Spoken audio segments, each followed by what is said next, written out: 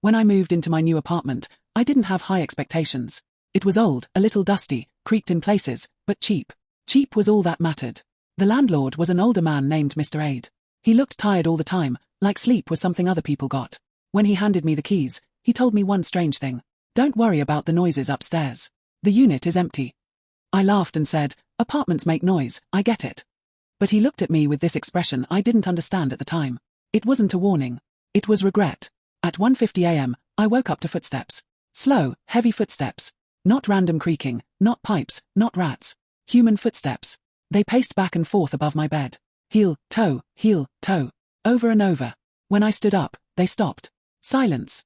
The next morning, I went to the landlord's office and asked if someone lived above me. He didn't even look up from his papers. No one lives there. The second night, the footsteps came back. But this time, they followed me. When I walked to the kitchen for water, the steps moved toward the same spot in the ceiling.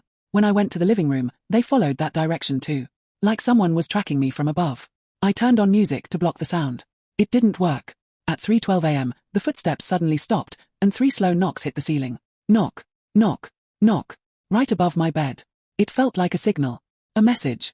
I slept with the lights on. The next day, I confronted the landlord again. There is someone up there. I heard them walking. He finally looked at me, really looked. His face was pale. His voice was low. You should ignore it. Don't pay attention. It gets worse when you pay attention. What gets worse? He never answered. By the fourth night, the footsteps weren't pacing anymore. They were dragging. Like someone was pulling something heavy across the floor. A body. Furniture. Something resisting. My walls shook. Dust fell from the ceiling. I knocked back, 3 taps. A stupid decision. Because whatever was up there, knocked back 4 times. Knock, knock, knock, knock. Like it was correcting me. I couldn't take it anymore. I grabbed a broom and marched upstairs. The hallway was cold. Silent. Too silent. I knocked on the door of the upstairs unit. No answer. I tried the handle. The door opened. The apartment was brown with dust. No furniture. No trash. No lights. Just, abandoned. But I heard breathing. Slow, deep breathing. Not coming from the room. Not from behind me. From inside the walls. I backed out and slammed the door. When I returned to my apartment, my phone was ringing. Unknown number. I answered.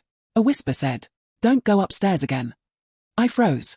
The voice was inside my room, not from the phone speaker. I dropped the phone and ran. The next morning, I demanded answers. I want to know what happened here. The landlord stared at the floor and said quietly, "A man used to live in that unit.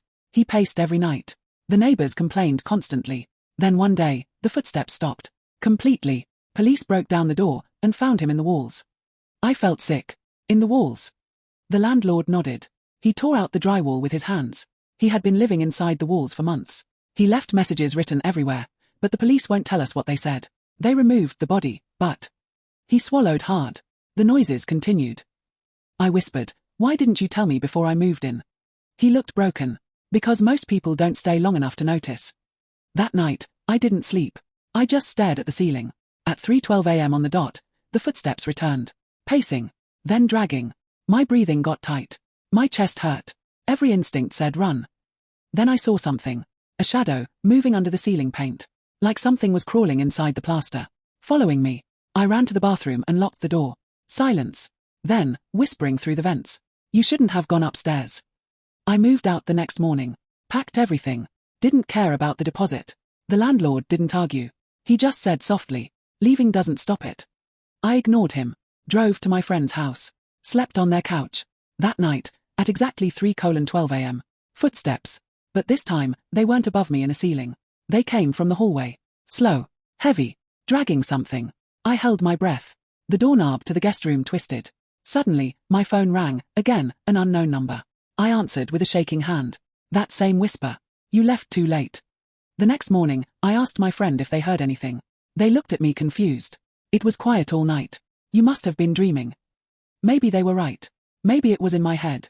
But when I got up from the couch, I noticed the carpet. Fresh footprints. Dusty. Barefoot. Leading from the hallway to where I was sleeping. And next to my pillow, pressed into the carpet, was a clear handprint. Too large to be mine. Too long. Fingers too thin. I should leave again.